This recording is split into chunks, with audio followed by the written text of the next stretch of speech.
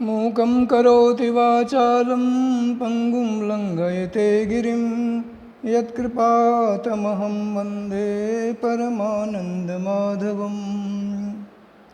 मैं डॉक्टर शक्तिधर मिश्र, व्याख्याता नव्य व्याकरण, राजकीय शास्त्री संस्कृत महाविद्यालय तीतरिया, शास्त्री तृतीय वर्ष नव्य व्याकरण द्वितीय प्रश्न पत्र प्रौढ़ मनोरमा के अंतर्गत आज हम यत्रानेक विधमांतर्यम तत्र स्थानत आंतर्यम बलीयः इस परिभाषा सूत्र की व्याख्या का अध्ययन करेंगे। यद्यपि इस परिभाषा को पढ़ने से पहले हमें पूर्व के सूत्र स्थानेन्तरतमः सूत्र की व्याख्या को समझना आवश्यक है। जैसा कि इस परिभाषा के अंतर्गत आता है स्थानेन्तरतमः, यह भी एक परिभाषा सूत्र है। स्थानेन्तरतमः सूत्र में अंतर शब्द का प्रयोग किया गया है। अंतर शब्द का अर्थ है सदृश, सदृश पर्यायः। अतिशयितो अंतरः इति अंतरतमः, इसीलिए वृत्ति में कहा गया है प्रसंगे सति सदृशतम आदेश स्यात्। एकस्य स्थानिनः अनेकादेश प्रसंगे सति यह स्थानार्थ गुण प्रमाणतः स्थानिनः सदृशः सदृशतम एव आदेशः भवति। कहने का अभिप्राय है कि एक ही स्थान में यदि अनेक प्रकार के आदेश प्राप्त हो तो वहाँ पर में स्थान के आधार पर, अर्थ के आधार पर, गुण के आधार पर और प्रमाण के आधार पर एक एकादेश होता है। यहाँ पर में स्थान का अभिप्राय है उच्चारण स्थान, तालवादी उच्चारण स्थान, वर्णों का उच्चारण स्थान लिया जाता है। इसी प्रकार से गुण शब्द का अभिप्राय यहाँ पर में प्रयत्न लिया है। प्रयत्न का मतलब हो गया अभ्यंतर प्रयत्न। जैसा कि मैंने कहा, जो हम सवर्ण संज्ञा करते हैं तो सवर्ण संज्ञा के लिए आभ्यंतर प्रयत्न ही अपेक्षित है। और प्रमाण शब्द का अर्थ यहाँ पर एक द्विमात्रादि परिमाणम लिया है।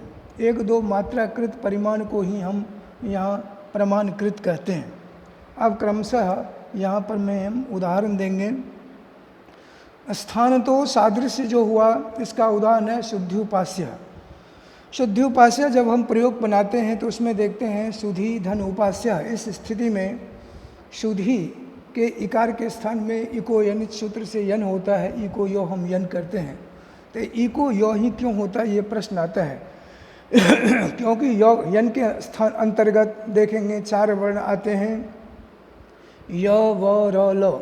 अब इन चारों वर्णों में से ई के स्थान पर में य ही क्यों आता है, तो उसका उत्तर यही है, यहाँ पर में स्थानकृत सादृश्यतम के कारण ई को य होता है। ई का उच्चारण स्थान है इचु ईशानम तालु, और य का भी उच्चारण स्थान तालु है।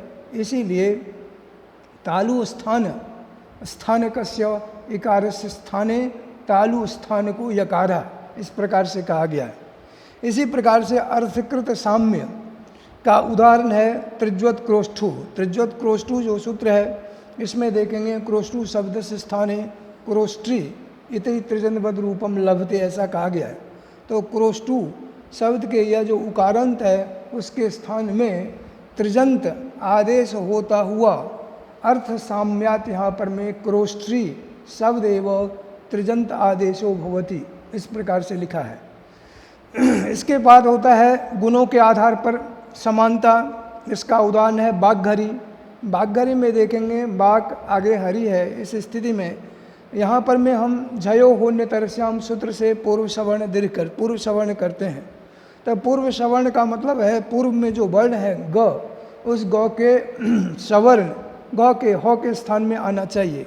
तो यहाँ पर देखेंगे ग यह कवर्ग से संबंधित वर्ण है, और क के जितने भी वर्ण हैं क ख ग घ, ये इन चारों वर्ण का हकार के स्थान हकार के साथ यद्यपि साम्यता है, किंतु चारों वर्णों का आदेश तो हो नहीं सकता है। इसीलिए यहाँ पर में हम क्या करते हैं, तो हकार जो स्थानीय है उसके स्थान, क्योंकि इसका हकार का आप देखेंगे बाह्य प्रयत्न के अंतर्गत घोष नाद संभार महाप्राण प्रयत्न वाला बताया। इसीलिए हकार के स्थान में यहाँ पर में गकार जो सवर्ण, गकार का जो सवर्ण आएगा यहाँ पर में उस कवर का चतुर्थ वर्ण घ आएगा, क्योंकि घ का भी वहाँ पर में घोष नाद संवार और महाप्राण प्रयत्न है। इस प्रकार से हकार के स्थान में उसी प्रकार के प्रयत्न वाला घोष नाद संवार प्राण संवार महाप्राण प्रयत्न वाला वर्ण आदेश होता है। तो यह आदेश हो गया गुणों के आधार पर। इसी प्रकार से अगला उदाहरण आता है प्रमाणता। अब प्रमाणता का मतलब हो गया यहाँ पर में मात्राकृत। तो जैसा कि देखेंगे एक सूत्र है अदसो अशेर दादू दोमह, अदसो अशेर दादू दोमह। इसका अर्थ देखिए पहले, अदसो शांतस्य दात परस्य ऊदूतो स्तः दस्य मश्च। इसका मतलब हो गया अविद्यमान सकारांत भिन्न, अविद्यमान जो सकारांत अविद्यमान जो सकारांत भिन्न जो अदस शब्द उससे परे दात, दात मैंने दात परस्य दकार से परे जो वर्ण होगा, यदि दकार से परे हरस्व वर्ण होता है तो उसके स्थान में हरस्वकार, और यदि दीर्घ वर्ण होगा तो दीर्घ उकार आदेश होता है। इस प्रकार से अर्थ लिया तो यह जो आदेश हो गया प्रमाणकृत का उदाहरण हो गया। इसी प्रकार से अब आगे जब देखेंगे तो प्रौढ़ मनोरमा में ये कहा गया जो यत्र अनेक विधि मांतर्यम तत्र स्थानत आंतर्यम बलिया, इस पर यह परिभाषा उपस्थित होती है। यहाँ पर में देखेंगे जो कहा जैसे स्थान आंतर्य बलवान होता है, जहाँ पर में अनेक प्रकार का आंतर्य हो, जैसा कि मैंने कहा आंतर्य 4 प्रकार के होते हैं, स्थानकृत, अर्थकृत, गुणकृत और प्रमाणकृत। इन चारों सादृश्य, चारों प्रकार की समानता सादृश्य प्राप्त होने पर कहते हैं स्थान आंतर्य, स्थान सादृश्य बलवान होता है। तो कहते हैं जैसे देखिए चेता स्तोता। अब चेता स्तोता यहाँ पर कहते हैं, यहाँ जो प्रयोग है ची धातु से त्रिच प्रत्यय करते हैं, इसी प्रकार से स्तु धातु से त्रिच प्रत्यय होकर स्तोता बनता है।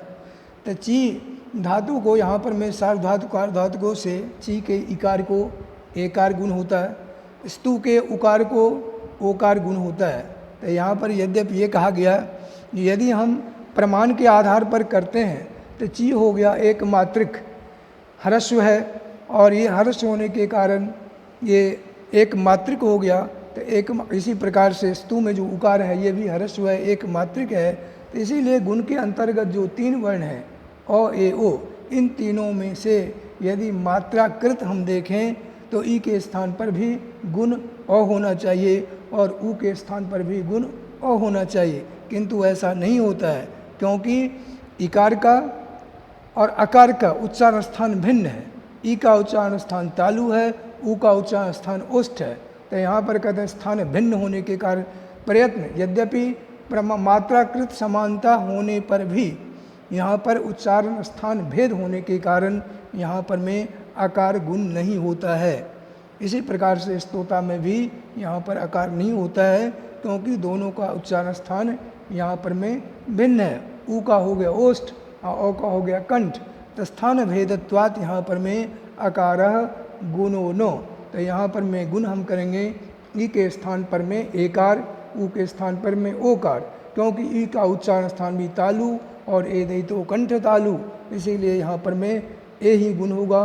उ के स्थान पर में उपु पद्मानियानाम ओष्ठो, उ का और पवर का उच्चारण स्थान ओष्ठ है। इसी प्रकार से देखेंगे जो उ के स्थान में ओकार गुण होता है। इस प्रकार से यहाँ पर मैं परिभाषा की व्याख्या करते हुए प्रौढ़ मनोरमाकार ने कहा है यत्र अनेक विधमांतर्यम तत्र स्थानत आंतर्यम बलीयः।